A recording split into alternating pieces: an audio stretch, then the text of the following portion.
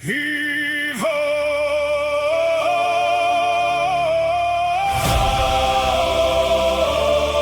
Fire below! Cook the feast before we go. What we cook on stormy sea, Yakitori, sailor's treat.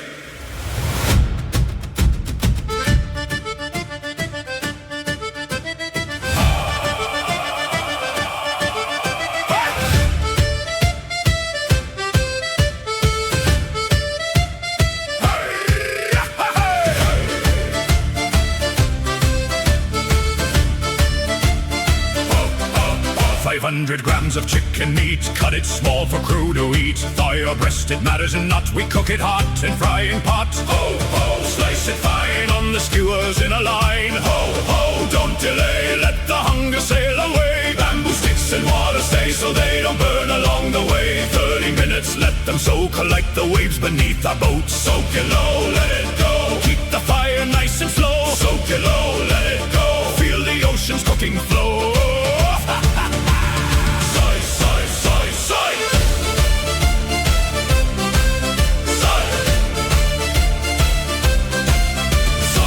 Sauce smiring in the pot, sake, sugar boiling hot.